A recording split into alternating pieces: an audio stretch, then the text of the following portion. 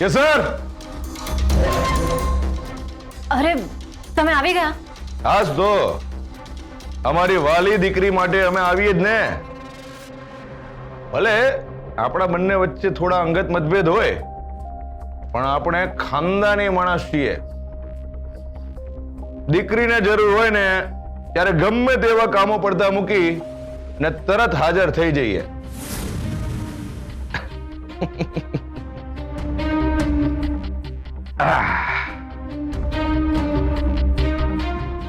ક્યાં છે બધા? બોલાવ બોલાવ તારા સાસુ અને તારા વરને અને કે વિક્રમસિંહ આવ્યા છે. બિચારી મારી ભોળી દીકરીને ફસાવી. આમ તો અમરબા મહિલાઓના ઉત્થાન માટે પાણીની જેમ પૈસા વહેવડાવે છે. વિધવા અને ત્યજી ગયેલી સ્ત્રીઓ માટે મોટા મોટા આશ્રમ બનાવે છે. અને જમાઈરાજ પણ હંમેશા સ્ત્રી સશક્તિકરણની બડાઈ હાંકતા ફરે છે. અને પોતાના જ ઘરમાં એક સ્ત્રી પર અન્યાય થાય છે એ એમને નથી દેખાતું. બોલાવ, આજે તો એ બંનેની ખબર લઈ લઉં. બોલાવ. વાત તો બહાર ગામ ગયા છે. હા, તો કઈ વાંધો નહીં. જમાઈરાજ તો છે ને, એને બોલાવ.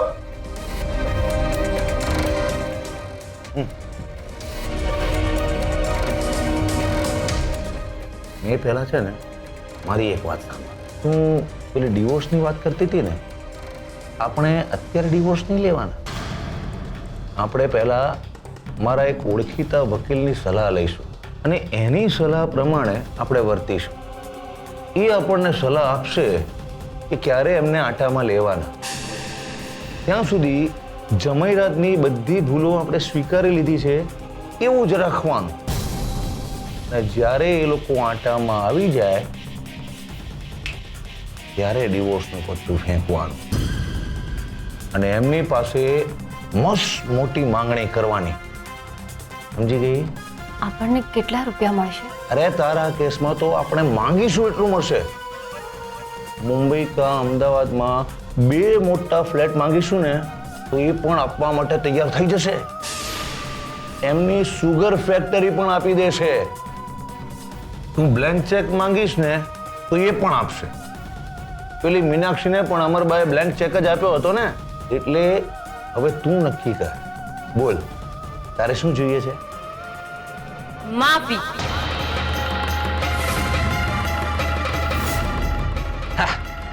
એમની માફી લઈ એ તારે શું અથાણું નાખવું છે? અત્યારે આનો જમાનો. માફીથી પેટ નથી ભરાતું. તારી મમ્મી બરાબર જ કહે છે કે તું 1 નંબરની ડફોડ છે.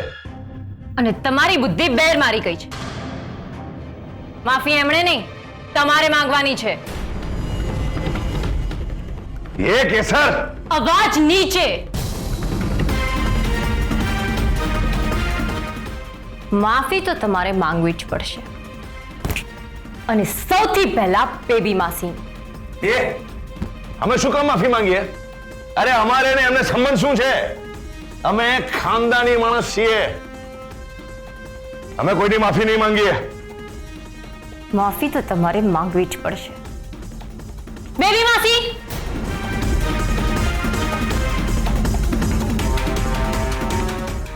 કેસર, મારે આમનું મોઢું પણ નથી જોવું. 1 મિનિટ બેબી માસી. કેસર, આ બધું શું છે? તને ખબર પડે છે અમે તમારા ડેડી છીએ. તો પણ તમે મારી મમ્મીને મારીને, જેને હું મારા માં માનું છું, એવા બેબી માસીને તમે બ્લેકમેલ કર્યા, એમને રડાવ્યા. તમારા કારણે એમનું બીપી કેટલું વધી ગયું હતું. તમે જ્યારે આવું બધું કરો છો ને ત્યારે મને થાય છે કે તમે શું કામ મારા ડેડી છો? જો તમે મારા ડેડી ના હોત ને તો તમારા એવા હાલ કર્યા હોત કે તમે કોઈના ઉપર હાથ ઉપાડવાને લાયક ના રહેતા. કેસર, તું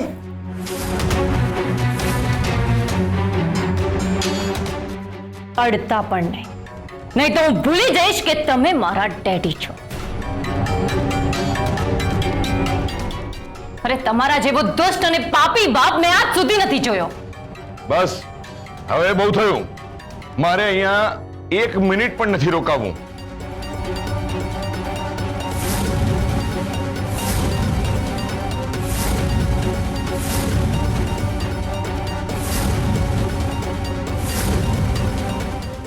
જ્યાં સુધી તમે બેબી માસીની માફી નહીં માંગો ત્યાં સુધી હું તમને નહીં જવા દઉં.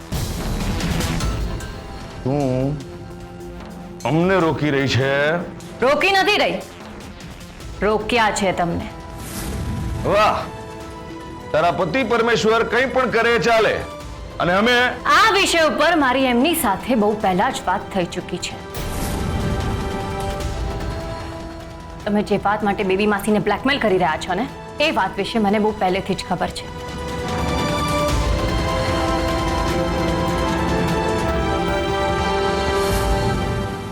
અમદાવાદમાં શું શું થયું એ બધું જ મને પહેલા કહી ચૂક્યા છે.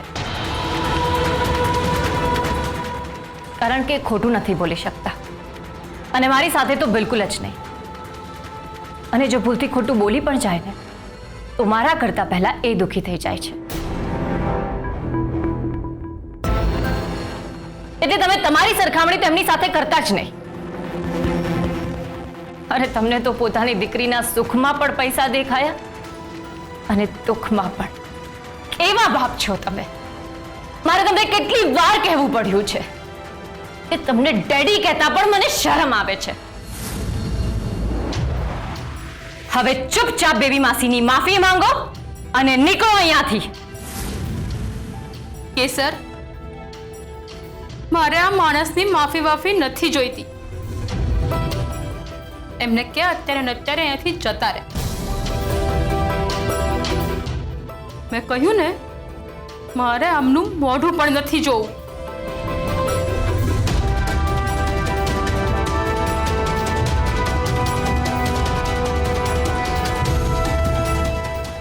જોયું ખાનદાની માણસની શું કિંમત છે. તમે માફી માંગવાને પણ લાયક નથી રહ્યા હવે. કેસર, તારા ડેડીનું તે જે અપમાન કર્યું છે ને તેની કિંમત ચૂકવવી પડશે તારે. પહેલા મેં તમારી ઉપર જે કેસ કર્યો છે ને એમાંથી કેવી રીતે છૂટી શકશો એનો વિચાર કરો, પછી કિંમત વસૂલ કરજો. અને મારી મમ્મીના સમખાઈને કહું છું કે આ કેસમાંથી તમને સરળતાથી તો નહીં જ છૂટવા દો.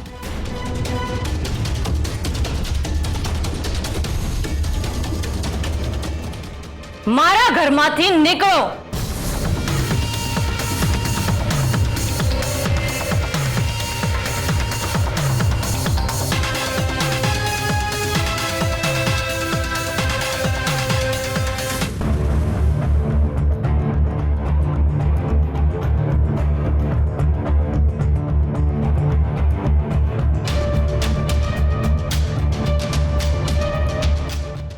આ ક્યાં અત્યારે અહીં ટપકી પડ્યા?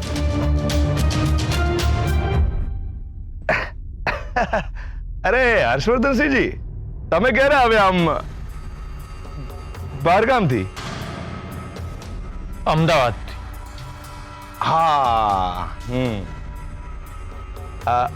અમે મળ્યા કેસરને, અમારે વાતચીત થઈ ગઈ. ચાલો હવે નીકળીએ. વિક્રમસિંહ, શું છે કે પપ્પા કહેવાની તો બિલકુલ ઈચ્છા નથી થતી, પણ છે ને તમે એક વાત હંમેશા યાદ રાખજો, ગુનેગારને ભાગવા માટે જમીન પણ ઊંચી પડતી હોય. આ તો તમારા નસીબ સારા છે કે જે દિવસે તમે મમ્મીને ખરાબ રીતે માર્યા ને એ દિવસે મને ખબર ના પડી. જો મને ખબર પડી હોત ને તો મમ્મી કરતા પણ ખરાબ રીતે મેં તમને માર્યા. અને હોસ્પિટલ ના લઈ ગયો, એ તો પોલીસ સ્ટેશન લઈ ગયો, અને એવો કેસ કર્યો હોત ને કે લાંબા સમય સુધી અંદર. જો કે કેસરે પણ જે કંઈ કર્યું સરસ જ કર્યું. બસ અમને લોકોને એક વાતનું દુઃખ છે કે તમે કેસરના ડેડી ના હોત ને તમારી સાથે શું કર્યું તે કેસરે તમને કહ્યું જશે. તમારા જેટલો સ્વાર્થી માણસ મેં આજ સુધી નથી જોયો.